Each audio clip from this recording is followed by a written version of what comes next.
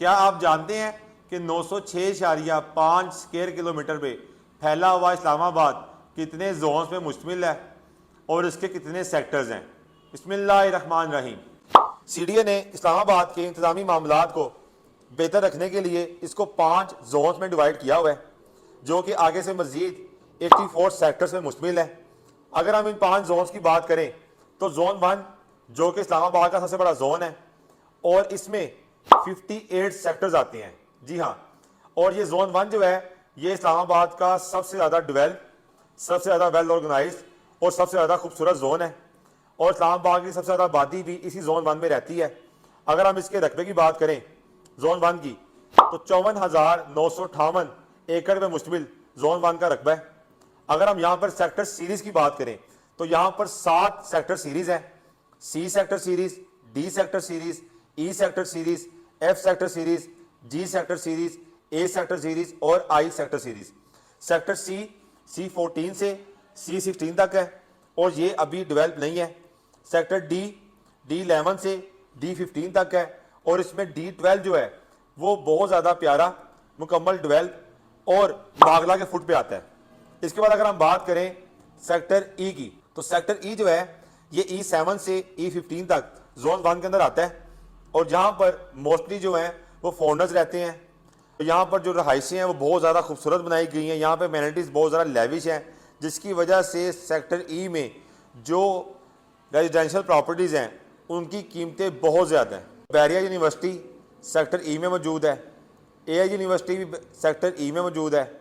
उसके बाद अगर हम बात करें फैसल मॉस्क की तो फैसल मॉस्क E8 में मौजूद है, दामने को E7 में मौजूद है और जो अली पीर मेहर अली शाह का म्यूज़ियम है वो सेक्टर E11 में मौजूद है।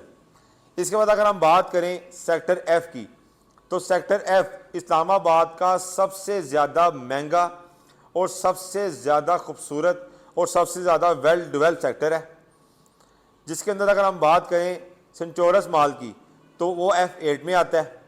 फातिमा जिन्ना पार्क जो है वो F9 में आता है और मशहूर ज़माना सबसे महंगा मैरियट होटल वो F5 में आता है। इसके बाद अगर हम बात करें सेक्टर जी की तो G5 से G14 तक ये तमाम सेक्टर आते हैं जोन 1 के अंदर। जिन्ना कन्वेंशन सेंटर G5 में आता है, सरीना होटल G5 में आता है, सुप्रीम कोर्ट और रेड मॉस्क ये भी G5 में आती है।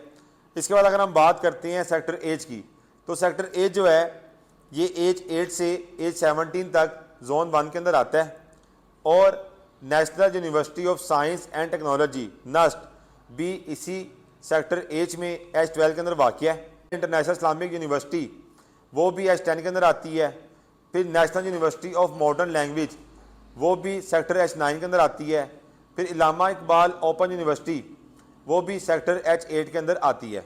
इसके बाद अगर हम बात करें सेक्टर आई की, सेक्टर I8 से लेकर सेक्टर I17 तक जो सेक्टर हैं ये जोन 1 के अंदर फॉल करते हैं। अब अगर हम बात करें जोन 2 की तो जोन 2 का जो मोस्टली एरिया है वो सीडीए का अंडर कंट्रोल है, लेकिन ये इन्होंने आउटसोर्स किया हुआ है कुछ प्राइवेट हाउसिंग सोसाइटीज को और कोऑपरेटिव हाउसिंग सोसाइटीज को। इसके अंदर सेक्टर बी है, उसमें सिर्फ B17 है जो कि फुली डेवलप है और उसका भी सेक्टर ए और सेक्टर बी जोन 2 के अंदर आता है, जबकि जो बाकी सेक्टर हैं B17 के वो सब के सब RDA के अंदर आते हैं। इसके बाद C17 है जो कि नॉन डेवलप है, D16 से D17 तक ये भी जोन 2 के अंदर आता है और E11 है जो कि रोशन पाकिस्तान और कैमरा डिवीजन के अंदर आता है। अब अगर हम बात करें सेक्टर F की तो F5 से लेकर F14 तक जोन 1 में आते थे, लेकिन जो F15 है, F15, F16 और F17 ये जोन 2 के अंदर आते हैं और F15 और F16 इसको Jammu Kashmir cooperative housing society जो है वो मैनेज कर रही है। F17 जो है फुली डेवलप है। अगर हम बात करें सेक्टर जी की तो G15,